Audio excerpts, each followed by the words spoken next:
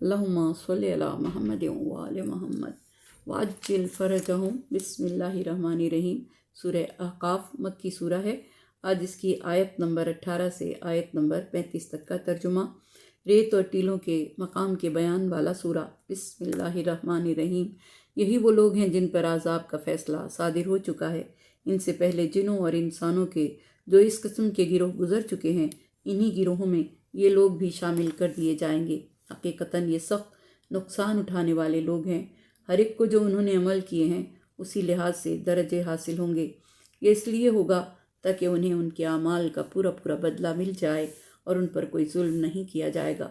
और जिस दिन ये हक़ के इनकारी काफिर लोग आग के सामने लाए जाएंगे तो उनसे कहा जाएगा कि तुम अपने हिस्से की सब दौलत और नेमतें अपनी दुनिया की ज़िंदगी ही में ख़त्म कर चुके और तुमने उनसे खूब मज़ा और फ़ायदा उठा लिया।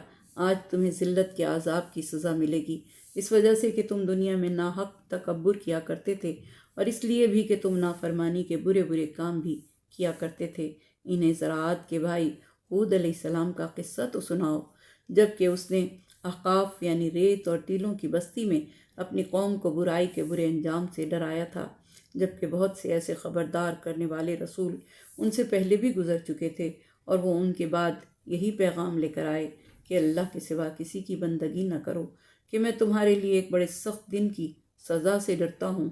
उन्होंने कहा कि अच्छा, तो क्या तू इसलिए आया है कि हमें हमारे खुदाओं से हटा दे? तो ले आ हम पर वो अज़ाब जिससे तू हमें डराता धमकाता है, अगर तू सच्चा है। हूद अलैहिस्सलाम ने फरमाया, उस अज़ाब के आने का इल्म तो बस अल्लाह ही को है।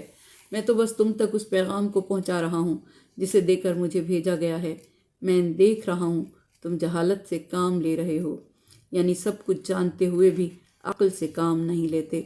फिर जब उन्होंने खुदाई आज़ाब को एक बादल की सूरत में अपनी वादियों की तरफ आता देखा तो कहने लगे, आहा हा, ये तो बादल है जो हम पर खूब पानी बरसाएगा।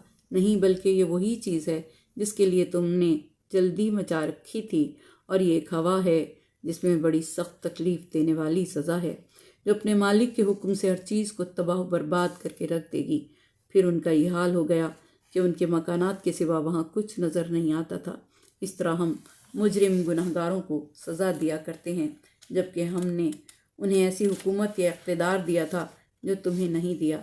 हमने उनको वो कुछ काबू में दे दिया था जो तुम लोगों को नहीं दिया।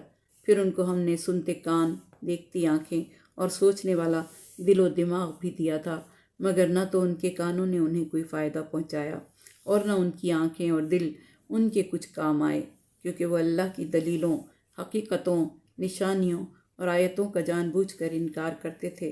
फिर उन्हें उसी चीज़ ने आ घेरा जिसका वो मजाक उड़ाया करते थे, और इस तरह हमने तुम्हारी चारों तरफ की बस्तियों को भी हलाक व बर्बाद किया।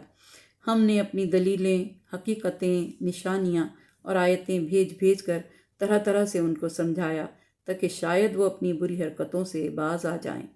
फिर क्यों ना उन झूठे खुदाओं ने उनकी मदद की जिन्हें उन्होंने अल्लाह के क़ुर्ब का ज़रिया समझते हुए अपना खुदा बना रखा था, बल्कि वो तो उनके पास से गायब हो गए और ये मुहिज़ उनकी तराशी हुई या घड़ी हुई बात थी।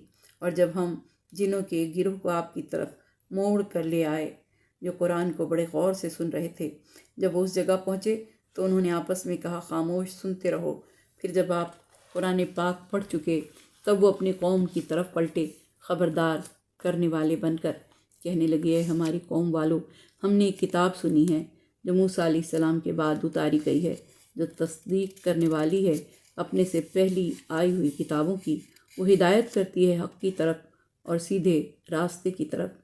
है हमारी कौम वालों, अल्लाह की तरफ बुलाने वाले की दावत को कबूल कर लो और उनको दिल से मान लो। इसके नतीजे में अल्लाह तुम्हारे गुनाहों को मुआफ़ कर देगा और तुम्हें सख्त तकलीफ़ देने वाली सज़ा से पनाह देकर बचा लेगा। और जो कोई अल्लाह की तरफ बुलाने वाले की बात न मानेगा तो वो दुनिया में भी अल्लाह के कब्ज़े से बाहर नहीं निकल सकता, और न वो दुनिया में इतनी ताकत रखता है कि खुदा को बेबस कर दे, और न उसके कोई ऐसे हाली, मवाली, दोस्त, हामी या सरपरस्त होंगे जो उसे अल्लाह से बचा लें। ऐसे लोग तो खुली हुई वाज़े गुमराही में पड़े हैं। क्या उन्होंने नहीं देखा कि जिस अल्लाह ने ये ज़मीन और आसमान पैदा किए हैं और जो उनके पैदा करने से ज़रा भी न थका, वो ज़रूर इस बात पर भी कादिर है कि मुर्दों को ज़िंदा कर दे। کیوں نہیں، حقیقتاً وہ ہر چیز پر قادر ہے۔ اور جس دن یہ حق کے منکر کافر لوگ آگ کے سامنے لائے جائیں گے تو ان سے پوچھا جائے گا کیا یہ جہنم کی آگ سچی حقیقت ہے کہ نہیں؟ تو وہ کہیں گے کیوں نہیں، ہمارے پالنے والے مالک کی قسم یہ سچی حقیقت ہے۔ تب ان سے کہا جائے گا پھر چکھو اس سزا کو، اس وجہ سے کہ تم اس کا انکار کیا کرتے تھے۔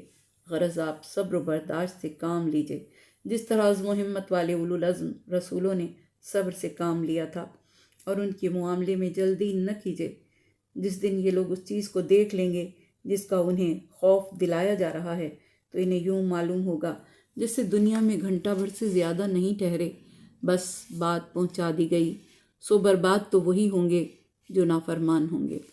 تفسیر: یہ سورہ اس وقت نازل ہوا جب حضور اکرم صلی اللہ علیہ وآلہ وسلم نے مکے کے کفار کے مظالم سے تنگ آ کر طائف جا کر تبلیغ کرنے کا فیصلہ کیا۔ یہ واقعہ 10 نبوی کے آخر یا 11 نبوی کے شروع کا ہے، یعنی ہجرت سے تقریباً 3 سال پہلے کا۔ 7 نبوی سے 10 نبوی کا دورانیہ وہ تھا جس میں قریش مکہ نے مل کر آپ کا مقاطعہ کیا تھا۔ کفار مکہ نے ایک معاہدہ تحریر کیا کہ بنی ہاشم کا اس وقت تک بائیکاٹ کیا جائے گا جب تک وہ حضور اکرم صلی اللہ علیہ وآلہ وسلم کو کفار مکہ کے حوالے نہ کر دیں۔ تب حضرت ابو طالب علیہ السلام نے شیب ابی طالب میں تمام بنی ہاشم کے ساتھ رہائش اختیار کی۔ شیب کے معنی گھاٹی کے ہیں۔ یہ کوہ ابو قبیس کی گھاٹیوں میں سے ایک گھاٹی ہے جو بنی ہاشم کے محلے میں واقع ہے۔ حضرت ابو طالب علیہ السلام بنی ہاشم کے سردار تھے، اس لیے اس گھاٹی کا نام انہی کے نام پر ہے۔ اس کے قریب ہی وہ گھر ہے جس میں حضور اکرم صلی اللہ علیہ وآلہ وسلم کی ولادت ہوئی۔ آج کل یہ گھاٹی شیب بنی ہاشم یا شیب علی کے نام سے موسوم ہے۔ 3 سال 7 نبوی سے 10 نبوی تک، اور پھر اگلے 3 سال یعنی 10 نبوی سے 13 نبوی تک کے بہت مشکل سال تھے۔ حضور اکرم اور بنی ہاشم کے مقاطعے کے 3 سال ایسے تھے کہ قریش نے آپ کے گھرانے کا مکمل بائیکاٹ کر رکھا تھا۔ کسی قسم کی کھانے کی اور ضرورت کی چیز وہ گھاٹی تک پہنچنے نہیں دیتے تھے، اور نہ انہیں کسی قسم کی خرید و فروخت کے لیے باہر جانے کی اجازت دیتے تھے۔ حج کے موسم میں جب تجارتی قافلے مکہ آتے اور بنی ہاشم ان سے کچھ خریدنا چاہتے تو ابو لہب پہلے ہی سے اعلان کر دیتا کہ اگر یہ مسلمان کچھ خریدنا چاہیں تو انہیں قیمت اتنی زیادہ بتائی جائے کہ وہ اسے خرید نہ سکیں، بعد میں اس سامان کو خرید کر تمہارا نقصان پورا کر دوں گا۔ شیب ابی طالب کے یہ 3 سال ایسے تھے کہ کئی دن بھوکا پیاسا رہنا پڑتا، درختوں کے پتے گھاس کھانے کی نوبت آ جاتی۔ بمشکل یہ مقاطعہ ٹوٹا ہی تھا کہ حضرت ابو طالب علیہ السلام کا انتقال ہو گیا۔ وہ ان تکلیفوں کو برداشت کرتے کرتے اتنے کمزور ہو گئے تھے کہ شیب ابی طالب سے باہر آنے کے کچھ ہی دن بعد وہ دنیا سے تشریف لے گئے۔ وہ جو 10 سال سے آپ کی ڈھال بنے تھے اور آپ کے محافظ تھے، دنیا سے رخصت ہوئے، اور پھر 1 مہینے کے بعد بی بی خدیجۃ الکبریٰ بھی انتقال فرما گئیں، جو آپ کی مونس تھیں، جن کی ذات آغاز نبوت سے لے کر اس وقت تک آپ کے لیے وجہ تسلی بنی ہوئی تھی۔ یہ سال حضور اکرم کے لیے غم کا سال تھا، اور آپ نے اسے عام الحزن قرار دیا اور اسے رنج و غم کا سال فرمایا کرتے تھے۔ تکلیفیں پہلے سے زیادہ دی جانے لگیں۔ ایک بار مکے کے کچھ اوباشوں نے سر بازار آپ کے سر مبارک پر مٹی پھینکی۔ تب آپ طائف تشریف لے گئے کہ وہاں کے لوگوں کو آمادہ کریں کہ وہ اسلام قبول کر لیں یا کم از کم آپ کو چین سے بیٹھ کر کام کرنے کا موقع دیں۔ اس وقت حالات یہاں تک پہنچ چکے تھے کہ آپ کے پاس کوئی سواری میسر نہ تھی۔ آپ زید بن حارثہ کے ساتھ پیدل ہی تشریف لے گئے۔ وہاں پہنچ کر چند دن قیام کیا اور ثقیف کے ایک سردار کے پاس جا کر بات کی، مگر انہوں نے نہ صرف یہ کہ آپ کی بات نہیں مانی بلکہ آپ کو نوٹس دے دیا کہ آپ فوراً طائف چھوڑ دیں، کیونکہ انہیں اندیشہ پیدا ہو گیا تھا کہ کہیں ان کے جوان آپ کے دین کو قبول نہ کر لیں۔ مجبوراً آپ کو طائف چھوڑ دینا پڑا۔ طائف کے سرداروں نے لفنگوں کو آپ کے پیچھے لگا دیا۔ وہ راستے کے دونوں طرف آوازیں کستے، گالیاں دیتے، پتھر مارتے آپ کے پیچھے پیچھے چلے گئے۔ یہاں تک کہ آپ زخموں سے چور ہو گئے، جس میں مبارک لہو لہان ہو گیا، آپ کی جوتیاں خون سے بھر گئیں، اور آپ اس کے بعد نخلا کے مقام پر جا کر ٹھہر گئے، پریشان تھے کہ اب مکہ کیسے جاؤں۔ طائف میں جو گزری ہے اس کی خبر مکہ پہنچ چکی ہوگی، اور اس کے بعد تو کفار پہلے سے بھی زیادہ دلیر ہو جائیں گے اور پہلے سے زیادہ آپ کو تکلیفیں اور اذیتیں دیں گے۔ یہاں آپ دعا مانگتے رہے، اپنے دل شکستہ کا حال خدا سے بیان کرتے رہے، اسی غمگین حالت میں تھے کہ دیکھا سر مبارک پر ایک بادل چھایا ہوا ہے۔ نظر اٹھا کر دیکھا تو جبرائیل امین نظر آئے۔ عرض کیا کہ اللہ کے رسول، اللہ فرماتا ہے کہ پہاڑوں کا منتظم فرشتہ حاضر ہے، آپ حکم دیں تو یہ دونوں پہاڑوں کو اس قوم پر ڈھا دے اور اس قوم کو تباہ و برباد کر دے۔ ایسے میں پہاڑوں کے فرشتے نے عرض کیا کہ اگر آپ حکم دیں تو پہاڑوں کو الٹ دوں۔ آپ نے فرمایا میں اللہ سے دعا کرتا ہوں کہ وہ ان کو ہدایت عطا فرمائے۔ اس کے بعد آپ نخلا کے مقام پر قرآن مجید کی تلاوت فرما رہے تھے کہ جنوں کے ایک قافلے کا وہاں سے گزر ہوا، انہوں نے قرآن سنا اور اپنے قبیلوں میں جا کر اس کی تبلیغ کی، تو اللہ نے اپنے نبی کو یہ خوشخبری دی کہ انسان مانے یا نہ مانے، مگر جنوں کے ایک گروہ نے قرآن پاک کو سنا اور اس پر ایمان لے آئے۔ تو اللہ نے ارشاد فرمایا کہ اور جب کفار کو جہنم کی آگ کے سامنے پیش کیا جائے گا تو کفار سے کہا جائے گا تم اپنی دنیاوی زندگی میں اپنی نعمتوں کو برباد کر کے آئے ہو۔ امام جعفر صادق علیہ السلام نے فرمایا کہ حضرت علی علیہ السلام کی خدمت میں کھجور کا حلوہ پیش کیا گیا تو آپ نے اس کے کھانے سے انکار کر دیا۔ لوگوں نے آپ سے عرض کیا کہ امیر المومنین آپ اسے کیوں نہیں نوش فرما رہے؟ تو آپ نے فرمایا کہ میں ڈرتا ہوں کہ میرا نفس اس کا عادی نہ بن جائے اور پھر وہ مجھ سے اس کا مطالبہ کرے۔ پھر آپ نے اس آیت کی تلاوت فرمائی، ہم اس دنیا کی نعمتوں کو دنیا والوں کی طرف پلٹانا چاہتے ہیں۔ ایک مرتبہ حضرت عمر رسول خدا کے پاس گئے، دیکھا کہ آپ بستر پر تھے، آپ کے جسم کا کچھ حصہ مٹی پر تھا اور آپ کا سرہانہ لیف خرما کا تھا۔ انہوں نے یہ منظر دیکھا تو عرض کیا کہ یا رسول اللہ، قیصروں کی سب دیبا جو حریر کے مزے لوٹیں اور آپ اللہ کے نبی ہو کر خیر البشر ہو کر اس حالت میں زندگی بسر کریں۔ آپ نے فرمایا ان لوگوں نے دنیا میں اپنی نعمات کا حصہ وصول کر لیا ہے، جبکہ ہم نے اسے آخرت کے لیے مؤخر کر دیا ہے۔ حضرت علی علیہ السلام نے اپنے ایک خطبے میں فرمایا میں نے اپنی اس قمیض میں اتنے پیوند لگائے ہیں کہ اب مجھے پیوند لگانے والے سے شرم آنے لگی ہے۔ مجھ سے ایک ایک کہنے والے نے کہا کیا آپ اسے اتاریں گے؟ نہیں۔ میں نے اس سے کہا کہ میری نظروں سے دور ہو جاؤ، اس لیے کہ اس دنیا کی حقیقت ہماری نظر میں کچھ نہیں۔ ہم نے اپنی دنیاوی نعمتوں کو اس لیے ترک کر رکھا ہے کہ خدا ہمیں آخر میں یہ تمام نعمتیں عطا فرمائے گا۔ امام محمد باقر علیہ السلام نے فرمایا کہ حضرت علی غلاموں کی طرح سے زمین پر بیٹھتے تھے، غلاموں کی طرح سے عاجزانہ کھانا کھاتے تھے، اور آپ 2 قمیص خریدتے تھے، ان میں سے اچھی قمیص اپنے غلام کو دے دیتے تھے اور موٹی جھوٹی قمیص خود پہنتے تھے۔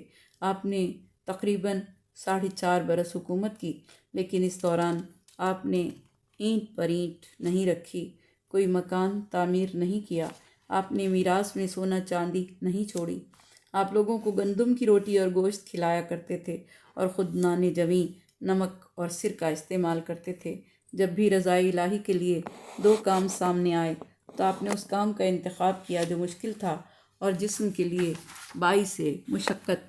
آپ نے اپنی محنت سے 1000 غلاموں کو خرید کر آزاد کیا۔ آپ جیسا عمل کرنے کی کسی انسان میں طاقت نہیں۔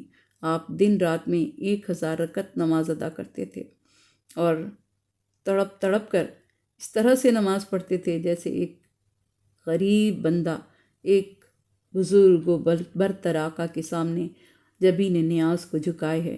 امام زین العابدین علیہ السلام کے معمولات بھی ایسے ہی تھے، اور تقریباً ہر امام نے اپنی زندگی میں اسی طرح سے عبادت کی۔ امیر المومنین بصرے میں اعلیٰ بن یزید کے عیادت کرنے گئے۔ اللہ نے عرض کیا امیر المومنین، میں آپ سے اپنے بھائی عاصم بن زیاد کی شکایت کرتا ہوں۔ حضرت علی علیہ السلام نے پوچھا کیوں، اسے کیا ہوا؟ تو اللہ نے جواب دیا کہ اس نے بالوں کی چادر اوڑھ لی اور دنیا سے بالکل بے لگاؤ ہو گیا ہے۔ آپ نے فرمایا کہ اسے میرے پاس لاؤ۔ جب وہ آیا تو آپ نے فرمایا کہ اے اپنی جان کے دشمن، تجھے شیطان خبیث نے بھٹکا دیا ہے، تمہیں اپنی آل اولاد پہ ترس نہیں آتا؟ کیا تم نے سمجھ لیا ہے کہ اللہ نے جن جن چیزوں کو تمہارے لیے حلال کیا ہے، اگر تم نے انہیں کھایا اور بڑھتا تو اسے ناگوار گزرے گا؟ تم اللہ کی نظر میں اس سے کہیں زیادہ گرے ہوئے ہو کہ وہ تمہارے لیے یہ چاہے۔ اس نے کہا کہ مولا، آپ کا پہناوا بھی تو موٹا جھوٹا اور کھانا روکھا سوکھا ہے۔ آپ نے جواب دیا، تم پر حیف ہے، میں تمہاری مانند نہیں ہوں۔ خدا نے ائمہ حق پر فرض کیا ہے کہ وہ اپنے کو مفلس اور نادار لوگوں کی طرح سے رکھیں، تاکہ کوئی مفلوک الحال اپنے فقر کی وجہ سے پیچ و تاب نہ کھائے اور دل میں یہ نہ سوچے کہ ہم غریب ہیں اس لیے اس طرح سے زندگی بسر کر رہے ہیں اور انہیں یہ زندگی دشوار لگے۔